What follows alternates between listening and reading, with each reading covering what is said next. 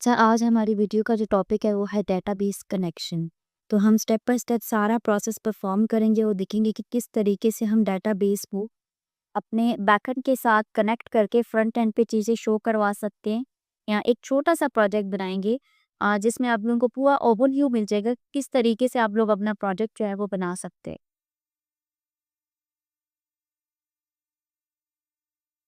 अच्छा, वीडियो शुरू करने से पहले मैं आप लोगों को एक बात बता दी कि हमें अपने प्रोजेक्ट के लिए जो सॉफ्टवेयर्स यूज़ करने होते हैं, ओवरऑल प्रोजेक्ट के लिए, पूरा प्रोजेक्ट बनाने के लिए, वो सिर्फ़ 2 सॉफ्टवेयर होते हैं। एक तो होता है हमारे पास ज़ैम, जो कि मैंने लास्ट वीडियो में जब हमने डेटाबेस डेमो की वीडियो क्रिएट की थी, तो उसमें हमने बता दिया था कि ज़ैम को किस तरीके से इंस्टॉल करना है और किस तरीके से हम उसे यूज़ कर सकते हैं, उसमें डेटाबेस कैसे क्रिएट होती है। और दूसरा सॉफ्टवेयर होता है विजुअल स्टूडियो कोड, जो कि स्क्रीन पे आपके सामने नज़र आ रहा है। ये ब्लू से कलर का आइकन होता है। ये आप क्रोम पे जाएँगे और ईज़िली आपको ये जो विजुअल स्टूडियो कोड है ना वो मिल जाएगा। आप डाउनलोड कर सकते हो, ईज़िली अपने लैपटॉप में इंस्टॉल कर सकते हैं। जिन बच्चों ने किया हुआ है बहुत अच्छी बात है, और जिन्होंने नहीं किया हुआ, अब उन्हें कोई मसला आ रहा है तो वो मुझसे पूछ सकते हैं कमेंट में, या किसी भी तरीके से वो मुझसे पूछ सकते हैं। अच्छा, उसके बाद आप लोगों को एक और बात बता दूँ कि वीडियो थोड़ी-सी लेंथी हो जाएगी, क्योंकि एक ही वीडियो में आपने कोडिंग भी करनी है, डेटाबेस को क्रिएट करनी है, फ्रंट एंड का डिज़ाइन भी बनाना है, कनेक्शन की फाइल भी बनानी है। वो सारी चीज़ें जो होती है वो थोड़ा-सा टाइम कंज्यूमिंग होता है, और आप लोगों ने पूरी वीडियो कंप्लीट देखनी है, क्योंकि अगर एक भी स्टेप थोड़ा-सा भी आपने मिस किया है या कोई ऐसी चीज़ जो आपसे मिस हो गई, तो फिर आपको बहुत ज़्यादा प्रॉब्लम होगी चीज़ें बनाने में और क्रिएट करने में। इसलिए वीडियो को गौर से देखिएगा लाज़मी। और अगर कोई क्वेश्चन वो कोई चीज़ समझ ना आए तो आप लोग कमेंट करके मुझसे पूछ सकते हैं।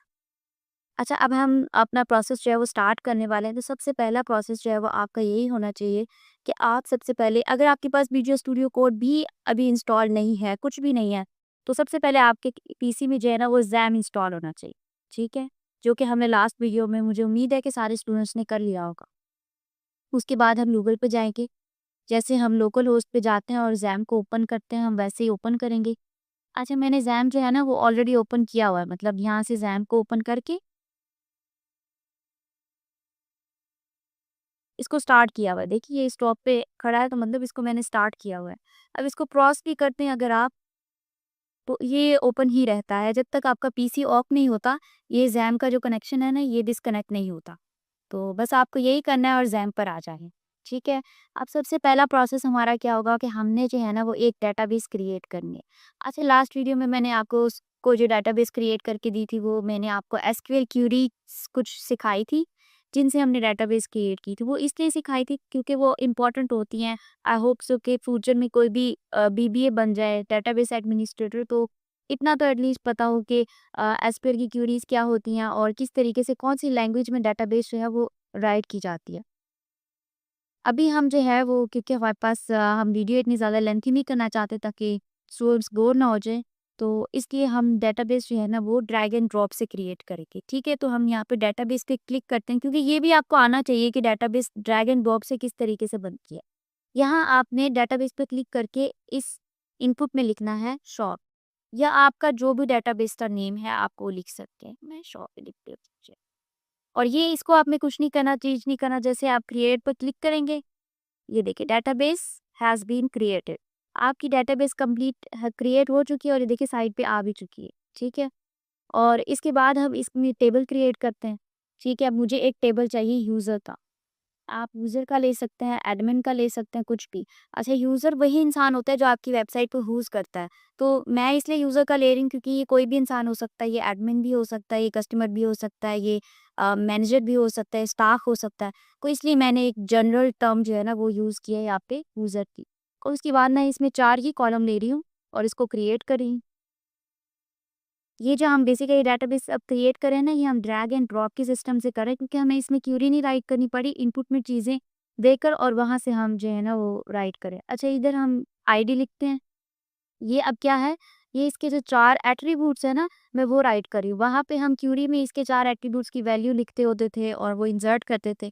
यहाँ आपको वो लिखने की ज़रूरत नहीं है, आप ड्रैग एंड ड्रॉप से लिख सकते हैं। अच्छा, दूसरे जो मैं लिख रही हूँ ना वो लिख रही हूँ नेम एट्रीब्यूट। तीसरा मैं लिख रही हूँ ईमेल। क्योंकि मोस्टली जब हम किसी का साइन अप फॉर्म बनाते हैं, आज हम एक साइन अप फॉर्म बनाएँगे, तो वो साइन अप फॉर्म में ईमेल होता है, नेम होता है और पासवर्ड हो। हम यहाँ पे वही राइट कर रहे हैं।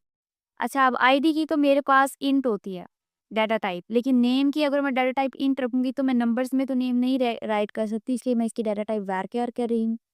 ईमेल की भी varchar कर रही हूँ क्योंकि इसमें डिफरेंट किस्म के जो है वो हम अल्फ़ाबेट यूज़ करते हैं, जैसे @ भी यूज़ करते हैं और डिफरेंट चीज़ें भी यूज़ करते हैं, सिंबल्स यूज़ करते हैं। तो इसलिए पासवर्ड की भी varchar रख लो क्योंकि मैं चाहती हूँ कि किसी भी किस्म का पासवर्ड जो है वो कोई स्टोर कर सके। इंट की अच्छा, आपको आईडी की जो है ना वो नंबरिंग देने की ज़रूरत नहीं होती है, ग्रुप भी वो आ जाती है। इसकी मैं अगर किसी का नेम है तो उसको कितनी स्पेस देना चाहती हूँ, 40 दे देती हूँ, मैक्सिमम 40 ही होता नहीं है किसी का नेम, लेकिन मैं इतना दे रही। ईमेल के लिए 30 दे देती हूँ, 30 करैक्टर की, और पासवर्ड के लिए मैं दे रही हूँ 10। ठीक है? अब ये सब दे दिया मैंने। इसके बाद ये नल इंडेक्स पे आएँगे और यहाँ से हम चूज़ करेंगे इसको प्राइमरी की। आईडी को मैंने प्राइमरी की चूज़ किया है, ठीक है? बस इसको गो करने दी और इस पे क्लिक कर दें। ये इस पे क्लिक करने का मतलब ये है कि ये ऑटो इंक्रीमेंट होगा, ठीक है?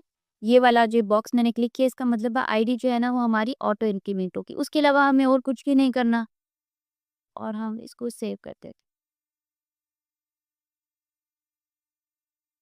अच्छा, जैसे ही हम सेव करेंगे देखिए हमारे सामने ये आ गया। ये नज़र आ रहा है कि नेम, आईडी, ईमेल, पासवर्ड, ये उसके सामने उसकी डाटा टाइप्स हैं और उसके आगे ये यहाँ से हम इन्हें ड्रॉप करना चाहें, चेंज करना चाहें, अगर एडिट करना चाहते हैं तो कर सकते हैं। ठीक है? इसका मतलब है कि हमारा जो टेबल है ना वो क्रिएट हो चुका है। अगर हम इस पे क्लिक करें तो ये ब्राउज़ करके पूरा टेबल दिखा देगा जो हमने इसमें एट्रीब्यूट किए।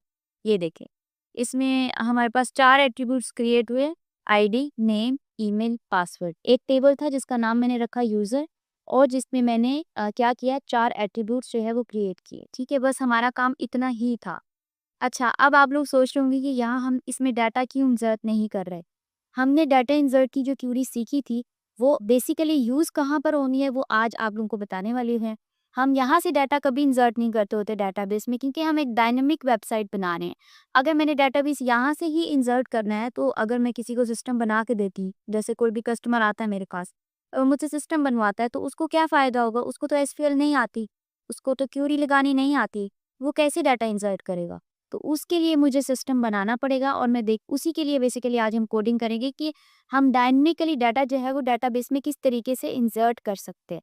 ठीक है, अब ये यहाँ का इतना ही काम था। हमने यहाँ पर जैम में सिर्फ डाटाबेस बनानी थी शॉप के नाम से जो हमने बनाई और उसमें एक टेबल क्रिएट किया यूज़र और उसके 4 एट्रीब्यूट्स क्रिएट किए, आईडी जो कि मैंने प्राइमरी की रखी है और ऑटो इंक्रीमेंट रखी है। नेम जिसकी मैंने डाटा टाइप varchar रखी है, ईमेल भी और पासवर्ड भी। सिर्फ 4 एट्रीब्यूट्स बनाए हैं और इतना ही हमारा काम खत्म हो गया। अच्छा, अब हम कहाँ जाएँगे? अब हम जाएँगे ज़ैम के फ़ोल्डर के अंदर, ठीक है? ये परेशान नहीं होना अगर कोई चीज़ समझ में नहीं आ रही, क्योंकि मेरा ज़ैम जो है वो सी ड्राइव में इंस्टॉल है तो मैं इसी के अंदर जाऊँगी। ये देखिए ज़ैम का फ़ोल्डर है, इस पे क्लिक किया। अच्छा, ज़ैम की जितने भी डॉक्यूमेंट्स होते हैं मैंने पहले भी अपनी वीडियोज़ में बताया वो htdoc का एक ये डॉक्यूमेंट होता है ज़ैम के अंदर। आपकी जो भी फ़ाइल क्रिएट कर रही हैं आप, आपने कुछ क्रिएट किया डेटाबेस यहाँ पे माइस्क्ल के अंदर होती है और अगर आप प्रोजेक्ट के लिए कोई फ़ाइल क्रिएट करें जैसे .html, .css या .php तो वो htdocs के अंदर है। तो हम यहाँ इसके अंदर जाएँगे और यहाँ पर हम एक न्यू जो है वो फ़ोल्डर क्रिएट करेंगे, ठीक है? आप लोगों ने परेशान नहीं होना, जैसे स्टेप बाय स्टेप मैं करती जा रही हूँ, आप लोगों ने बस वैसे ही करना है। एंड पे आप लोग कर लेंगे तो देखिएगा आपको नज़र आएगा। अच्छा, मैं अपने जो क्या कहते हैं फ़ोल्डर का नाम भी शॉप रख रही हूँ क्योंकि हो सकता है मेरे पास एक से ज़्यादा क्या कहते हैं वेबसाइट्स बनी हुई हैं, हो सकता है किसी इंसान के पास बहुत ज़्यादा बनी हो। तो वो जो शॉप इसलिए लिखना है कि आपकी डेटाबेस, आपका प्रोजेक्ट सब जो है ना वो अलाइन करे, ठीक है? उनकी टर्म्स अलाइन करें, आप भूल ना जाएँ कि कौन-सी टर्म कहाँ यूज़ की हुई थी मैंने। अच्छा, इस पर एंटर किया और ये शॉप का फ़ोल्डर आपने सिर्फ़ यहाँ पे क्रिएट करना था। अच्छा, ये भी क्रिएट हो गया हमारा। अब हम जाएँगे विजुअल स्टूडियो पोर्ट में, ठीक है? इसको ओपन करें। अच्छा, फर्स्ट टाइम ये देखिए मेरे पास जॉब का ही फ़ोल्डर ओपन हुआ है क्योंकि मैंने पहले ये ओपन किया था। लेकिन आपके पास इस तरह कुछ इंटरफ़ेस आएगा। तो यहाँ से आपने जाना है ओपन फाइल पे या न्यू फाइल पे कुछ भी या ओपन फ़ोल्डर पे। अगर आपने सिर्फ़ एक फाइल ओपन करनी है तो ओपन फाइल पे जाएँ लेकिन मैं यहाँ पे फ़ोल्डर ओपन करना चाह रही हूँ। तो ये देखें, ये जैसे ये आप अगर आपके पास सी वाला ड्राइव नहीं भी आता, कुछ और भी आता है तो ये साइड से आप ना इसे चूज़ करेंगे जाकर सी को या जहाँ पे भी आपका क्या कहते हैं ज़ैन जो है ना वो इंस्टॉल्ड है। ठीक है? उसके बाद सी को जब चूज़ किया तो ज़ैम के फ़ोल्डर में जाएँगे, ज़ैम के बाद htdocs में जाएँगे और htdocs में आपने जो भी फ़ोल्डर क्रिएट किया है या जिस फ़ोल्डर में अब आप अपनी फ़ाइल क्रिएट करना चाहते हैं, उस पे क्लिक करके उसको ओपन कर लीजिए, ठीक है? ये देखें जैसे ऑलरेडी शॉप का था तो मैंने दोबारा भी वही ओपन कर लिया। अच्छा ये देखिए इसके ऊपर जो फर्स्ट वाला है इसके ऊपर हम क्लिक करके न्यू फ़ाइल को क्रिएट कर सकते हैं और इसके अंदर क्लिक करके हम इस जॉब फ़ोल्डर के अंदर एक और फ़ोल्डर क्रिएट कर सकते हैं। तो यहाँ हमें सिर्फ़ एक फ़ाइल क्रिएट करनी है। सबसे पहले मैं एक फ़ाइल क्रिएट करती हूँ signup.php, ठीक है? और एंटर दबाती हूँ। ये फ़ाइल यहाँ क्रिएट हो गई, ठीक है? अब एक और फ़ाइल मुझे क्रिएट करनी है connection.php, दूसरी फ़ाइल क्रिएट हो गई और मैं यहाँ पर अपने लिए एक और फ़ाइल क्रिएट कर रही हूँ जिसको मैं नाम दे रही हूँ signup.css, क्योंकि इस तो स्टाइलिंग के लिए वो थोड़ा-सा हमें करना पड़ेगा। अच्छा हमने ये 3 फाइल्स ये क्रिएट कर ली हैं। signup.css की फ़ाइल जो हमने यहाँ पे बनाई है वो इसलिए बनाई है क्योंकि हम यहाँ पर एक्सटर्नल सीएसएस करने वाले हैं। हम इंटरनल सीएसएस भी कर सकते हैं इसी फाइल के अंदर, लेकिन एक्सटर्नल सीएसएस जो है वो मैं इसलिए करती हूँ कि .css से जब हम फाइल बनाता है तो उस में हमें सीएसएस के लिए स्टाइलिंग के लिए कुछ शॉर्ट कीज़ मिल जाता है जिससे हमारा टाइम जो है ना वो बच जाता है और मैं नहीं चाहती कि वीडियो बहुत ज़्यादा लेंथी हो जाए ताकि बच्चे इसे देख ही ना सकें। तो अच्छा सबसे पहले अब हम आएँगे signup.php की फ़ाइल में क्योंकि हम एक फॉर्म क्रिएट करने वाले हैं साइनअप का, ठीक है? उसके लिए आपने शिफ्ट पे क्लिक करना है और 1 पे टिक करना है। उसके बाद ये आपके पास ना एक्सेलेरेशन का मार्क आ जाएगा, इस पे एंटर करेंगे तो ये एक शॉर्ट की है जिससे आपको जो बेसिक कोड होता है ना एचटीएमएल का वो आपके सामने शो हो जाएगा। अब यहाँ पर डॉक्यूमेंट को हम इरेज़ करके यहाँ पे लिखते हैं साइन अप। ये टाइटल कहाँ को शो होगा जब मैं आपके इसको आउटपुट हम इसकी देखेंगे तो मैं आपको बताऊँगी कि ये कहाँ पे शो हो रहा है, ठीक है?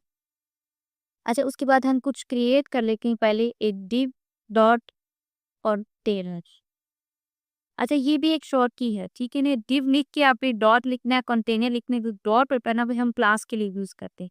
और जैसे ही मैं इसको एंटर करूँगी देखिए वो क्लास लिखा हुआ आ गया और ये div लिखा हुआ पूरी जो एक कोड की लाइन थी ना वो मेरे पास आ गई। ये कुछ शॉर्ट कीज़ होते हैं जो आपको मुझे पता लग जाएँगे जैसे आप पूरी लैंग्वेज सीखेंगे ना उसके बाद आपको पता लग जाएँगे। इसके बारे में परेशान नहीं होना कि मुझे शॉर्ट कीज़ नहीं आते और इस तरह। अच्छा इसके अंदर हम बनाते हैं फॉर्म, ठीक है? फॉर्म सबसे पहले लिखना है और एक्शन में इसको कुछ भी दे रही हूँ अभी फ़िलहाल या मेथड दे रही हूँ इसको, देखिए। अच्छा मेथड में इधर क्यों दे रही हूँ? क्योंकि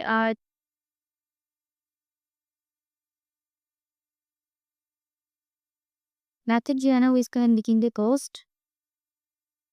अच्छा, अब 2 तरह के मेथड होते हैं, एक होता है हमारे पास गेट का मेथड और एक होता है पोस्ट का।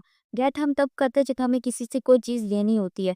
पोस्ट हम तब करते हैं जब कोई चीज़ अपनी हमें दे रहा होता है। अभी यहाँ जो है ना स्टूडेंट से हम कुछ ले नहीं रहे, स्टूडेंट कह रही हूँ, किसी से भी मतलब साइन अप का जो फॉर्म है, हर बंदा आएगा वो खुद अपनी इन्फॉर्मेशन देगा और साइन अप करेगा। हम उससे एज़ इट कुछ भी माँग नहीं रहे। तो यहाँ पे इसलिए हम पोस्ट का मेथड यूज़ करेंगे क्योंकि हर बंदे आते अपनी इन्फॉर्मेशन खुद से देनी है। ठीक है, अब हम इसमें लेबल लगाते हैं। और ये 4 की हमें ज़रूरत नहीं है वैसे यहाँ पे।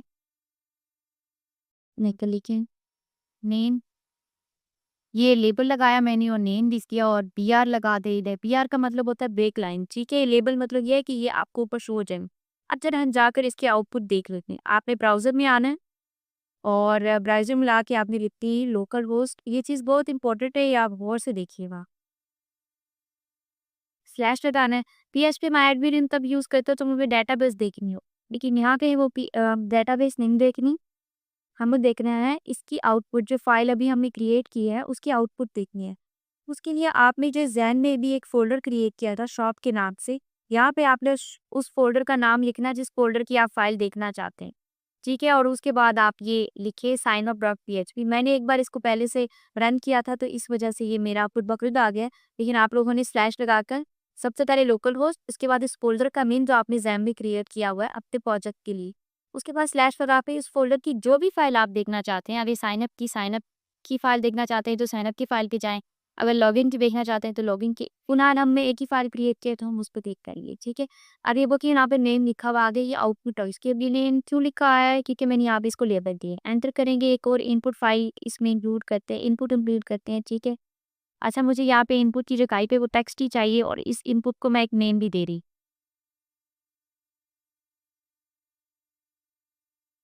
नेम इसको मैं क्या दे रही हूँ, इसको मैं नेम जो है ना वो नेम ही दो देती हूँ, ठीक है? और इसके बाद हम इसको रिक्वायर्ड कर देते हैं, ये भी एक टैग है। इससे ये जो फ़ील्ड है ना, ये तो कोई एम्प्टी छोड़ेगा तो उसका फॉर्म जो है सबमिट नहीं होगा, क्योंकि मैंने इसमें एक टैग लगा दिया है रिक्वायर्ड का कि अगर ये रिक्वायर्ड पूरी करेंगे आप इसको तभी आप आगे जा पाएँगे। अच्छा, पीआर का टैग ये पे भी लगाते हैं। अब इन्हीं दोनों को जो है ना मैं जो वो कर देती हूँ कंट्रोल T, ठीक है? ये सारे शॉर्ट कीज़ होते हैं, ये इनका जब कोडिंग करता है तो उसको आ जाता है आहिस्ता-आहिस्ता। यहाँ पे अब हमने लिखना है ईमेल, टेक्स्ट की जगह अब मैं लिखी हूँ ईमेल, क्योंकि अब जो मेरे इनपुट की टाइप है वो ईमेल है, यहाँ पे भी मैं लिख रही हूँ ईमेल, ठीक है। अच्छा, फॉर्म में एक और चीज़ हम कर देते हैं ऑटो कंप्लीट,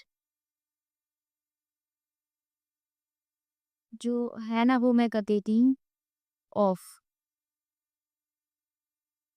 ये ऑटो कंप्लीट ऑफ करने का मतलब ये होता है कि इससे जो है ना फॉर्म जो है वो कभी नहीं हो पाएगा। ठीक है, जैसे फॉर एग्जांपल हमने एक चीज़ वो लिख के गए थे दूसरी बार में कब क्लियर जाती है, तो वो चीज़ नहीं हो पाएगी, ठीक है। और इसमें भी हम लिखते हैं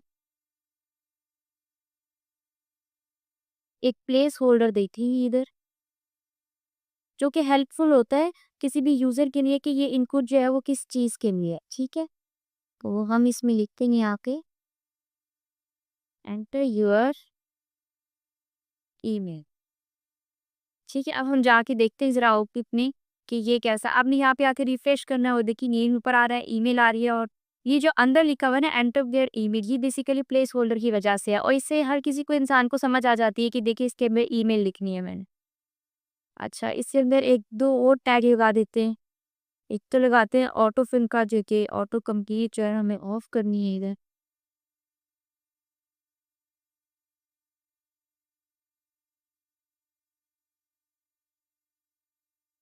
और इसमें वैल्यू का एक टैग लगाया मैंने। वैल्यू जो है ना वो मैंने क्या कहते हैं इसमें एम्प्टी रखी है, ठीक है, कोई वैल्यू में इसको भी असाइन नहीं करें। वैल्यू का मतलब ये होता है कि आप जब किसी प्लेस होल्डर किसी जगह पे कुछ लिखी जाती है वैसे नेम, आगे मैं एक और चीज़ बताऊँगी जिससे आपको वैल्यू का कॉन्सेप्ट जो है ना वो क्लियर हो जाएगा फिर, ठीक है। अब इसको मैं दोबारा से कंप्लीट आपके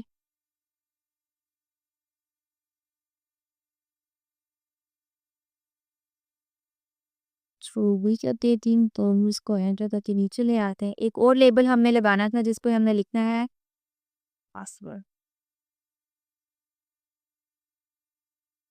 इसकी जो टाइप देंगे वो हम देंगे पासवर्ड और जो मेन देंगे इसको वो भी हम देंगे पासवर्ड, ठीक है। रिक्वायर्ड तो इसमें वैसे लिखा है, प्लेस होल्डर देंगे, कई सारी चीज़ें जो हमने ऊपर दी हैं। प्लेस होल्डर लिखेंगे एंटर योर पासवर्ड और उसके बाद इसमें जो आपने ऑटो कंप्लीट लिखना है ना,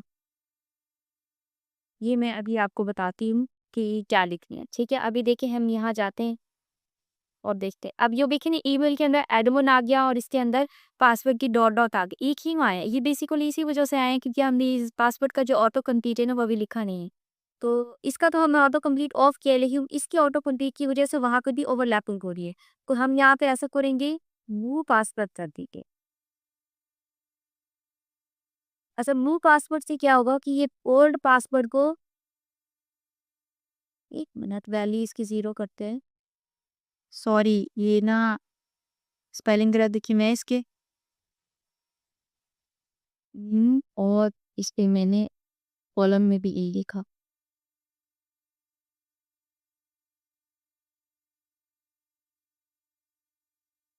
आप देखें, ये देखिए जैसे मैंने इसको कॉलम में लिखा है, ये इनकी जो क्या प्लेस और लेते थे शुरू हो गए हैं और ये जो एडवर्ब और डॉट डॉट था वो खत्म हो गया। वो इसलिए खत्म हो गया जब मैं न्यूज़ पासवर्ड लिखा ना, तो इसका मतलब है ये ओल्ड पासवर्ड को नंबर नहीं रखेगा, ठीक है। हमेशा आपको न्यू चीज़ एंटर करनी होगी, जो पहले से चीज़ें एंटर की हुई है वो इसमें मतलब हम यूज़ नहीं कर सकते, ठीक है। अब ये हुआ हो गया है फॉर्म तैयार एचटीएमएल में। ठीक है, अब इसमें एक और चीज़ हमारी रहती है वैसे भी, हमें एक और चीज़ ऐड करनी है और वो है इनपुट का यहाँ पे हम लिखते हैं सबमिट, क्योंकि हमें फॉर्म सबमिट करने के लिए एक बटन भी दे चाहिए सबमिट, यहाँ हम बटन भी ले सकते हैं, लेकिन हम इनपुट ही ले रहे हैं, तो ये भी हम सबमिट करेंगे, ठीक है? और इसको वैल्यू क्या देंगे? अच्छा, अब यहाँ पे आपको मैं वैल्यू का मतलब समझाती हूँ। अभी ये वैल्यू कुछ भी नहीं दे रही, ठीक है? ये देखिए, ये एक बटन शो हो गया और ये क्या है, इस पे कुछ भी लिखा हुआ नहीं आ रहा। तो जैसे ही मैं वैल्यू को एक वैल्यू असाइन करूँगी, जैसे मैं इसके ऊपर लिखती हूँ SIGN एक साइन अप। ये देखिए, ये इसके ऊपर लिखा हुआ आ गया, ठीक है? तो ये होती है बेसिकली वैल्यू। तो इससे हमें पता चलता है किसी वर्ड के किसी भी चीज़ के ऊपर कुछ लिखना हो तो हम उसे वैल्यू असाइन कर देते हैं, ठीक है? अब ये हमारा जो है ना एक सिंपल सा फॉर्म जो है वो रेडी हो गया। अब हम जाकर इसकी जो है ना वो स्टाइलिंग कर लेते हैं, ठीक है? साइन अप की फाइल में जाएँगे और यहाँ जाकर हम इसकी स्टाइलिंग करेंगे। अच्छा, मुझे तो याद है कि मैंने कौन-कौन सी क्लासेस बनाई। एक मैंने डिप बनाया है कंटेनर के नाम से, दूसरा बो और मैंने फॉर्म बनाया है, ठीक है? तो सबसे पहले तो मैं जाकर यहाँ पे CSS आपको आती होगी, कंटेनर लिख के कर्ली ब्रैकेट्स लगाऊँगी, एंटर करूँगी और इसके अंदर मैं इसका मार्जिन जो है ना वो करने वाली हूँ ओप्पो, ठीक है? उसके बाद मैं इसकी डिस्प्ले जो है वो करने वाली हूँ फ्लेक्स। अगर आपको CSS अच्छे से आती है तो आपको ये चीज़ें समझ आ रही होंगी। और जस्टिफाई जो कंटेंट है वो मैं इसका करने वाली हूँ सेंटर, ठीक है? अभी अभी ये वर्क नहीं करेगा। ये क्यों वर्क नहीं करेगा? क्योंकि साइन अप में मैंने CSS की फाइल जो है वो इंक्लूड नहीं की हुई। तो मैं यहाँ पे CSS की फाइल जो है वो इंक्लूड करती हूँ। आपने लिखना है link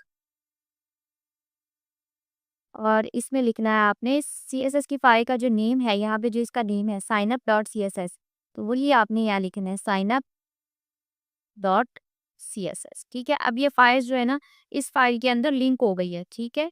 sign up dot PHP में साइन अप डॉट CSS की फाइल लिंक करी है। अब हम जाके आउटपुट में देखते हैं कि क्या CSS जो है वो वर्क कर रही है, ये देखें। वो मैंने 3 टैग लगाए हैं जिसकी वजह से जो मेरा पूरा कोड है ना वो सेंटर में आ गया। अब मैं चाहती हूँ यहाँ पे सेंटर में ना आए, ये यहाँ पे आए, ठीक है? दरमियान में पेज के। तो इसके लिए मैं दोबारा से वहाँ जाऊँगी और सबसे पहले तो इधर जाएँगे। ऐसा करते हैं कि फॉर्म को एक बैकग्राउंड कलर दे देते हैं। अच्छा, फॉर्म के साथ डॉट लगाने की ज़रूरत नहीं होती क्योंकि इसको पता है कि फॉर्म कौन-सा है, क्या है। एक अगर फॉर्म है आपके पेज में तो आपको कुछ लिखने की ज़रूरत नहीं है, आप उसको पता चल जाएगा। इसको मैं एक बैकग्राउंड कलर दे देती हूँ, कुछ भी। जैसे मैंने ये बैकग्राउंड कलर दे दिया, आप देख पाएँगे इसको बैकग्राउंड कलर आया है कि नहीं आया। और देखिए उसका बैकग्राउंड कलर आ गया। इसको थोड़ी-सी पैडिंग भी दे देते हैं, बिल्कुल चिपका हुआ लग रहा है। तो मैं इसको 10 पिक्सल की पैडिंग दे रही हूँ। ये देखिए, थोड़ा-सा क्लियर हो गया, ठीक है? अच्छा, अब फॉर्म के अंदर हमारे पास गई पैडिंग दे दिया इसको और इसको देते हैं, इसकी डिप को दे देते हैं, बल्कि इसमें तो मार्जिन हमने ऑल्टर किया हुआ है, इसी को करते हैं। मार्जिन टॉप से देंगे अगर इसको हम कुछ देते हैं 200 पिक्सल का। ठीक है? ये देखिए, ऊपर से सेंटर है आ गया, ठीक है? अब देखिए, अब इसके अंदर ये जो पेड्स हैं, ये सारी की सारी चिपकी हुई है, साइन अप का बटन भी चिपका हुआ है। तो मैं चाहती हूँ कि इनमें ज़रा ना फासला आ जाए, ठीक है? तो हम इनपुट फ़ील्ड जो है, इनपुट इसके अंदर करेंगे कुछ, इसको पैडिंग देंगे सबसे पहले तो, ठीक है? 5 पिक्सल की और जाके देखते हैं कि ये कहाँ वर्क कर रही है। ये देखिए, उसका अंदर का जो वो होता है ना, अंदर से जो उसकी एरिया है, उसमें थोड़ी-सी खुलाई आ जाती है, इसको कहता है पैडिंग। और अब ये इसको मार्जिन चारों तरफ से मार्जिन देना चाहती हूँ अगर मैं इसको, तो ये 5 पिक्सल का इसको मार्जिन मैं चारों तरफ से दें, ठीक है। अब ये देखिए, मार्जिन से वो थोड़े से खुल हो गए हैं और क्लियर हो गए, ठीक है। अच्छा, अगर मुझे साइन अप बटन को अलग से उसको थोड़ी-सी स्टाइलिंग करनी है तो मैं इसमें ना आकर इसको एक आईडी असाइन कर देती हूँ, ठीक है। आईडी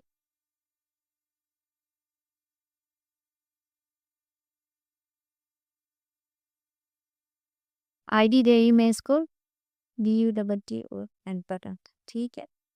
अब आईडी जो है ना वो कैसे स्टाइल करते हैं किसी चीज़ की, मैं यहाँ आऊँगी और यहाँ लिखूँगी हैशटैग और उसके बाद मैंने आईडी का नेम लिखना है, बटन दी थी उधर मैंने, और इसको मैं अब एक कलर दे देती हूँ, ठीक है, बैकग्राउंड कलर।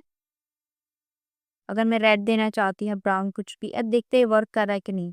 तो देखिए इसका कलर चेंज हो गया, ठीक है, ये अच्छा नहीं लग रहा, कुछ और सा कलर देते हैं, लाइट सा।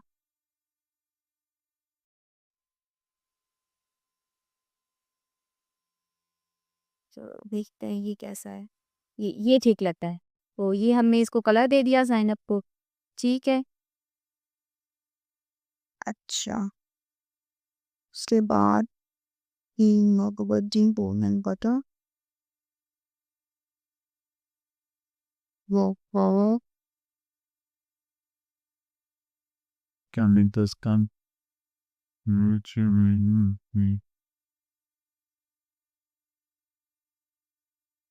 अच्छा, ये हॉवर का मतलब होता है कि जब वो उसके ऊपर माउस आएगा ना, मतलब कि हमारा कर्सर आएगा, उसका कलर थोड़ा-सा चेंज हो जाए। तो हम देखते हैं कि उसका कलर हम क्या करना चाहते हैं, ये रख के देख लें। पहले हम प्रैक्टिस करके देख लेते हैं कि कौन-सा कलर चले। ये देखिए, थोड़ा-सा इसका कलर चेंज हो रहा है, ये मैं बिल्कुल ही सेम कलर चूज़ कर लिया। तो मैं कुछ और चूज़ करती हूँ ज़रा, ताकि नज़र आए थोड़ा-सा। Bull,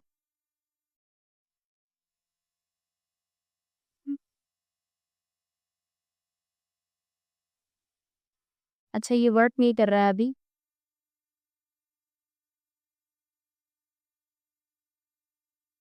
हाँ, ये देखिए, अब वर्क किया है ना इसने। देखो उसको हॉवर हॉवर का मतलब ये होता है कि जब आप बटन पर क्लिक करें तो उसका कलर थोड़ा-सा चेंज हो जाए, ये इसका कलर चेंज हो रहा है।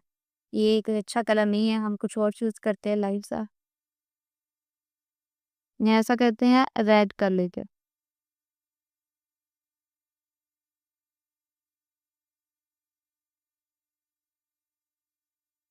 या फिर ग्रीन कर लेते हैं।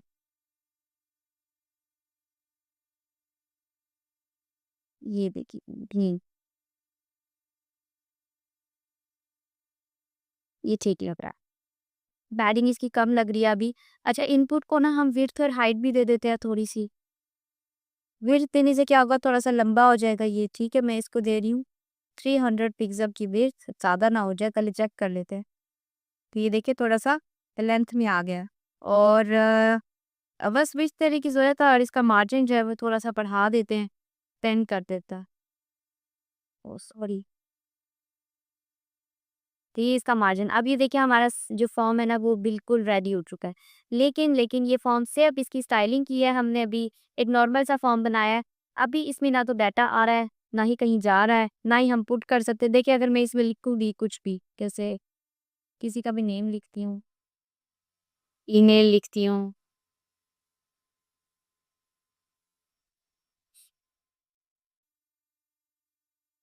और कुछ भी पासवर्ड लिख देती हूँ। तो साइन अप पे क्लिक करती हूँ तो देखो कहीं पर भी नहीं जा रहा है डाटा। तो इसके लिए अब हमें क्या करना होगा, ये हमने सिर्फ स्टाइलिंग किया और इसकी एक बनाई है। अब इसके लिए हमें एक चीज़ करनी है, जाना है कनेक्शन की फाइल में। तो यहाँ हम सीखने वाले हैं कि हमने डेटाबेस के साथ कनेक्शन कैसे करना है।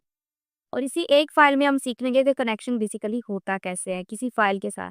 अच्छा, कनेक्शन जो होता है ना वो हम, क्योंकि पीएचपी की हम लैंग्वेज यूज़ कर रहे हैं, तो सबसे पहले आपने पीएचपी की लैंग्वेज का कोड लिखना है, ठीक है?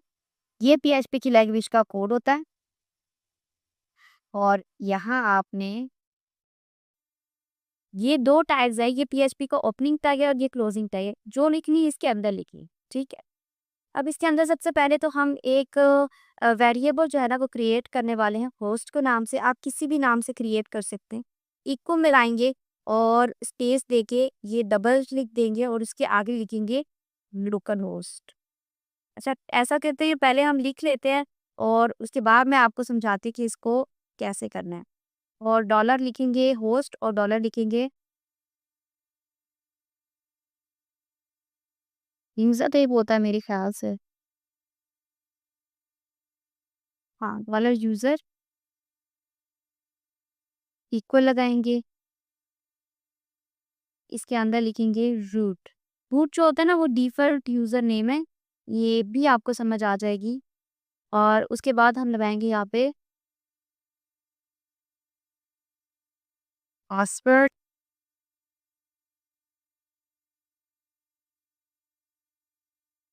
पासवर्ड जो है ना वो हम खाली रहने देंगे, क्योंकि डिफ़ॉल्ट पासवर्ड जो है ना वो आप दबाते नहीं होते हो। और उसके बाद हमने एक लगाना है, वेरिएबल बनाना है डीबी नेम के नाम से। अच्छा, अब इस डीबी के अंदर वो डेटाबेस का नेम राइट करें जो आपने अपनी डेटाबेस लोकल होस्ट पर बनाई हुई है। हमने किसके नाम से बनाई है? शॉप के नाम से। ठीक है, ये हो गया हमारा कनेक्शन के वेरिएबल्स। ये है बेसिकली हमारे ये मैंने पीएचपी में एक वेरिएबल क्रिएट किया है और इसमें लोकल होस्ट को स्टोर करवा दिया है। मतलब कि अगर मैं लोकल होस्ट को ओपन करूंगी, उसमें उसको जैसे ही ओपन करूंगी वो इस वाले वेरिएबल में आकर स्टोर हो जाएगा। ठीक है, उसका कनेक्शन, उसका रूट, उसका पासवर्ड और उसका डेटाबेस का जो भी नेम होगा वो इस डीबी नेम के वेरिएबल में आके स्टोर हो जाएगा। ठीक है, अब हम इसके नीचे जाते हैं और राइट करते हैं किस तरीके से कनेक्शन जो है ना वो क्रिएट होगा। कनेक्शन क्रिएट करने के लिए हम एक मेथड यूज़ करते होते हैं। सबसे पहले हमें एक और क्या कहते हैं, वेरिएबल जो है क्रिएट करना पड़ेगा जिसमें हम कनेक्शन जो है वो स्टोर करवा रहे हैं। ठीक है, इक्वल लगाएंगे, इसमें हम एक फंक्शन लिखेंगे माई एस क्यू थली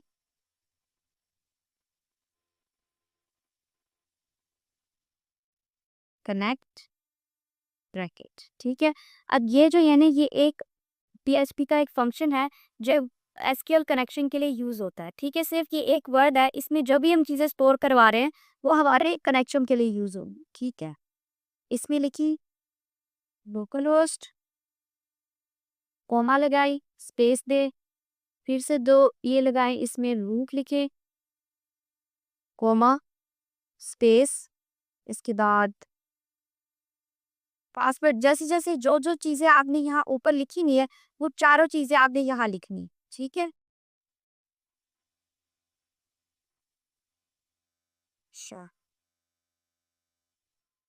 ब्रैकेट के बाहर आ जाए और उसके बाद यहाँ पे सेमीकोलन लगा दें। ठीक है, इन सब के आगे भी सेमीकोलन लगाने हैं और यहाँ भी सेमीकोलन लगा दें। अच्छा, अब ये हमारा जो कनेक्शन है ना वो बेसिकली क्रिएट हो चुका है। ठीक है, सिर्फ यहाँ पे आपने डेटाबेस का नेम वो रखना है, बाकी सारी चीज़ें आपने हमेशा सेम रखनी है, कभी भी किसी भी डेटाबेस के साथ कनेक्शन क्रिएट करना है।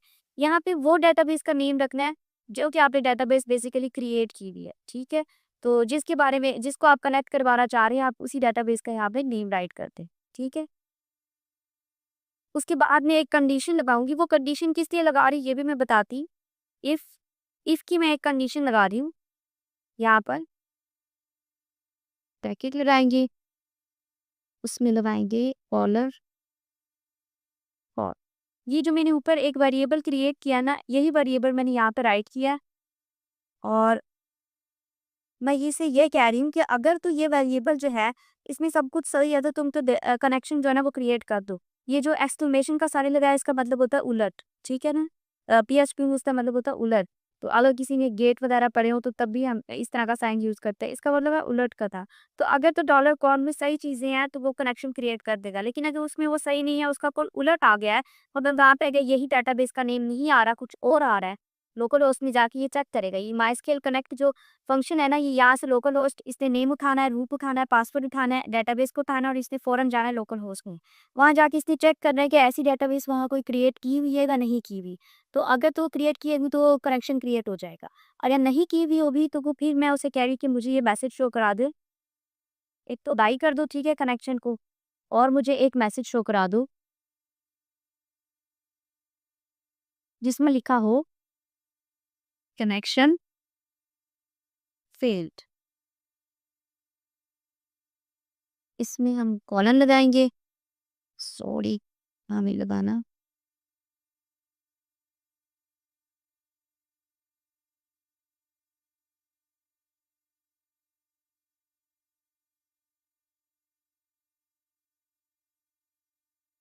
अच्छा, यहाँ पे लगाकर यहाँ पे आपने डॉट लगाना है और उसके आगे लिखना है माई एस क्यू एली, यही यही जो आ रहा है ना, कनेक्ट डॉट एरर,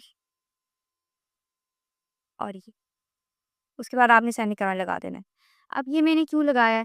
यहाँ पे देखिए ये जो लिखा हुआ आ रहा है ना डॉलर कॉल, अगर तो वो कनेक्शन वैसा नहीं है जैसा उसने यहाँ पे हमने उसको दिया है, तो वो क्या करेगा हमें कनेक्शन पेंड का एरर दिखा देगा और ये जो बॉट है ना ये हमने इसलिए लगाया कि ये दोनों स्टेटमेंट्स जो है ना वो आपस में जुड़ जाएँ क्योंकि ये दोनों अलग-अलग स्टेटमेंट हैं तो माइस्क्ल का कनेक्ट एरर जो वो मैसेज होगा ना वो इसके साथ मिलके हमें शो करवा दिया जाएगा, ठीक है? और अगर ऐसा नहीं है, तो फिर हम एल्स की कंडीशन लगाते हैं। अगर ऐसा नहीं है तो हमें इको कर दो। इको का बैच जो होता है ना वो पीएचपी में यूज़ होता है प्रिंट करवाने के लिए, ठीक है? डाई यहाँ पे हमने कनेक्शन को ख़त्म करने के लिए यूज़ किया है, यहाँ पे इको का वर्ड जो है ना वो प्रिंट करवाने के लिए होता है और इसमें हम एक और चीज़ यूज़ करेंगे जिसमें लिखेंगे कनेक्शन सक्सेसफुल, ठीक है? और उसके बाद सेमीकोलन लगा देंगे।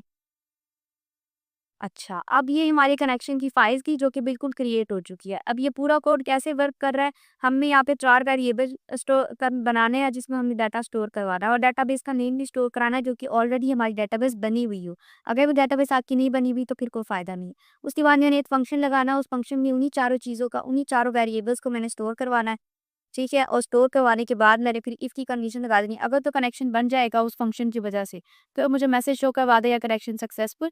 अगर नहीं करेगा तो मुझे मैसेज शो करवाएगा कनेक्शन फेल्ड। ठीक है? और ये मेरा पीएचपी का कोड कंप्लीट हो रहा है। इसको मतलब ये मेरी जो है ना फाइल बन गई है। ठीक है? लेकिन अभी भी ये फाइल वर्क नहीं करेगी जब तक कि मैं इस फाइल को मेल फाइल में इंक्लूड ना कर दूँ। ठीक है?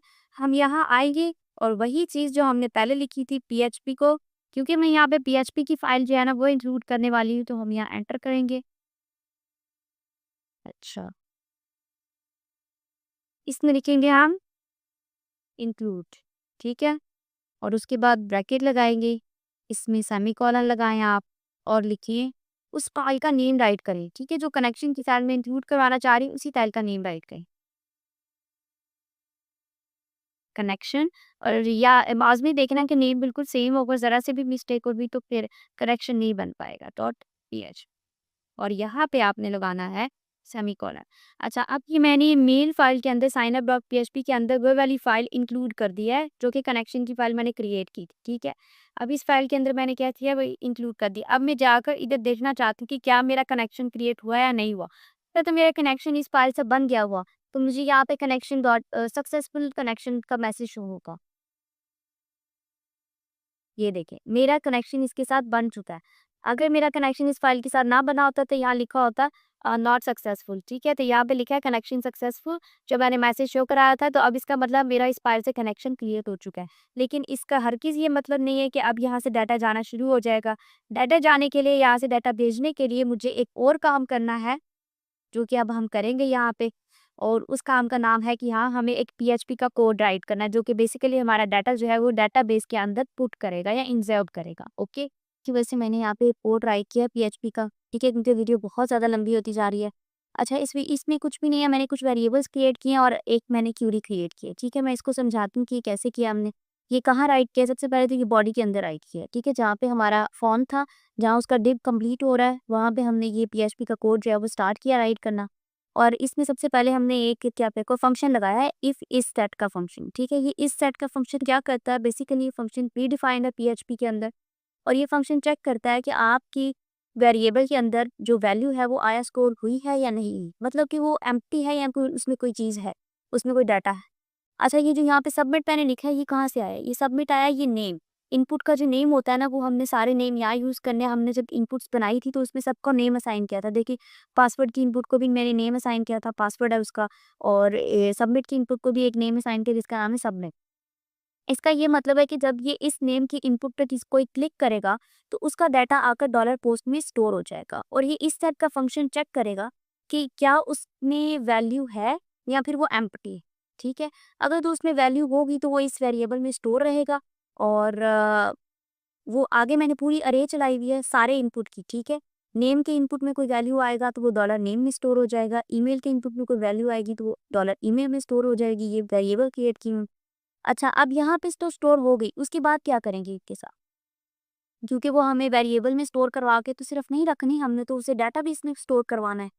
तो यहाँ तो हमने वो वैल्यूज़ जो भी किसी इनपुट में हम डालेंगे, वो हमने इन वेरिएबल्स में स्टोर करवा ली इस सेट के फंक्शन के ज़रिए। अब उसके बाद हमने एक और वेरिएबल जो है वो क्रिएट किया है जिसका नेम है $SQL, ठीक है?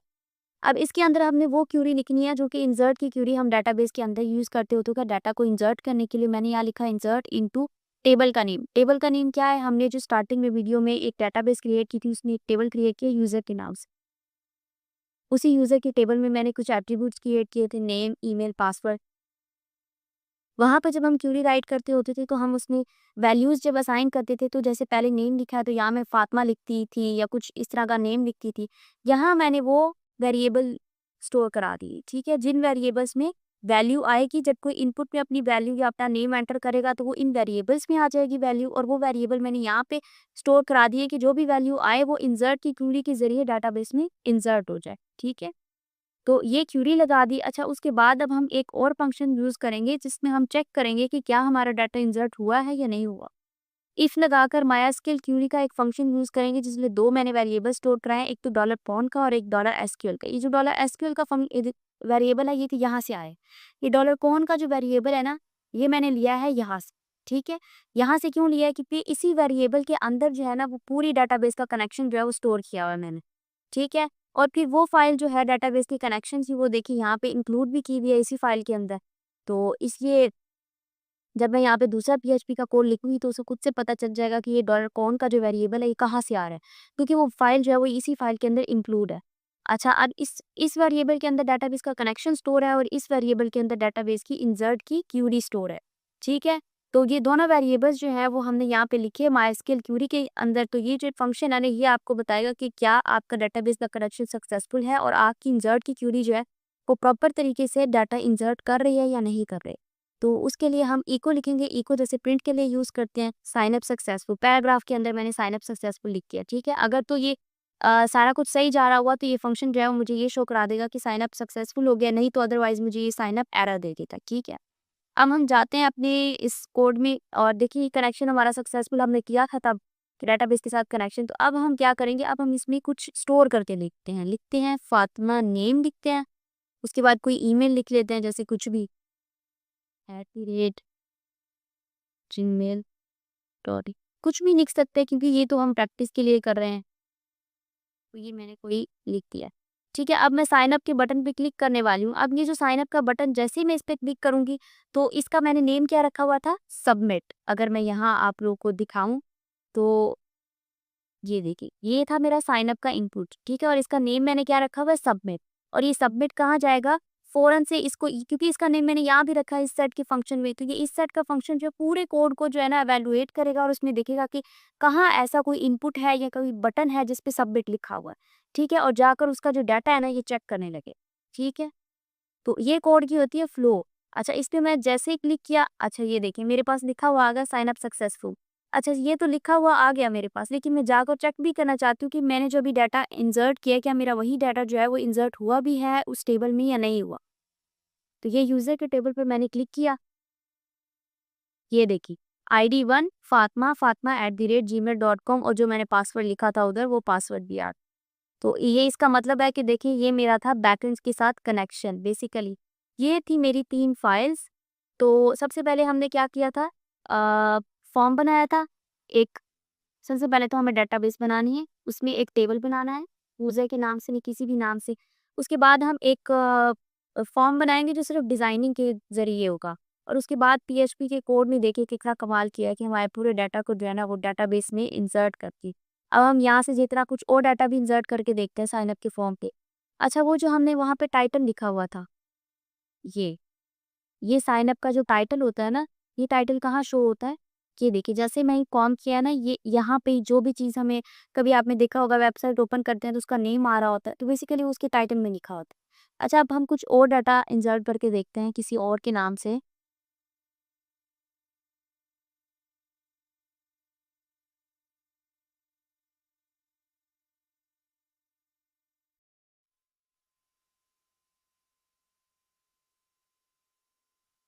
और इसको भी मैं सबमिट करती और देखिए इस पे भी दोबारा से अगर यहाँ पे एरर आ रहा होता तो यहाँ पे ये मुझे एरर शो करा था। ये भी मैं डाटा जाके देखना चाहती कि ये एंटर हो गया कि नहीं। इसको मैं रिफ्रेश करूँगी और वो देखें दूसरे नंबर पे मेरे पास दूसरे वाला डाटा भी इंसर्ट हो गया, ठीक है। तो ये थी हमारी डेटाबेस की कनेक्शन की पूरी वीडियो। इसमें हम एक बार रिवाइज़ कर लेते हैं कि हमने क्या किया था। सबसे पहले हमने एक डेटाबेस क्रिएट की थी, उसके अंदर एक टेबल क्रिएट किया और बस उसके अंदर एट्रीब्यूट्स क्रिएट। उसके बाद हमने क्या कहते हैं, हम ज़ैम के फ़ोल्डर में गए, वहाँ हमने एक फ़ोल्डर क्रिएट किया जिस फ़ोल्डर में हमने अपनी फ़ाइल्स बनानी थी पीएचपी की। और फिर हमने विजुअल कोड को ओपन किया। विजुअल कोड के अंदर हमने ये 3 फाइल्स क्रिएट की थी, एक कनेक्शन की, साइनअप की, साइनअप सीएसएस की और साइनअप.पीएचपी की।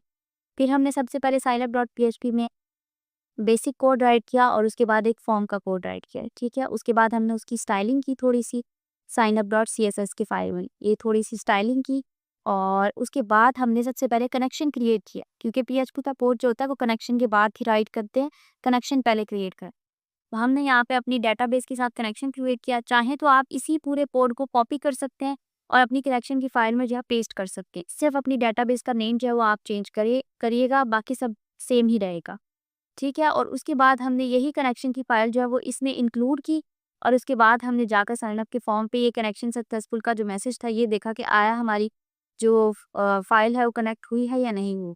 और उसके बाद हमने ये पीएचपी का कोड राइट किया जिससे हमारी जो इनपुट में जो भी डाटा आ रहा है वो इन वेरिएबल्स में स्टोर करवाया और उन्हीं वेरिएबल्स को हमने एसक्यूएल की क्यूरी में यूज़ करके एक फंक्शन लगाया है जो हमें चेक करके बताता है कि हमारा डाटा जो है वो इंसर्ट हो गया या नहीं हो गया। इस फंक्शन का और कोई मकसद नहीं है। हमारा काम यहाँ तक भी कंप्लीट हो गया था एसक्यूएल की क्यूरी तक। ये फंक्शन जो है सिर्फ हमें मैसेज शो करवाता है कि हमारा डाटा इंसर्ट हुआ है या नहीं, दैट्स इट। तो ये थी पूरी कनेक्शन की फाइल। मुझे उम्मीद है कि आप लोग को समझ आ गई होगी और अगर नहीं समझ आई तो आप कमेंट कर सकते हैं और अगर अच्छी लगे तो प्लीज़ लाइक ज़रूर करिएगा और चैनल को सब्सक्राइब भी करिएगा। थैंक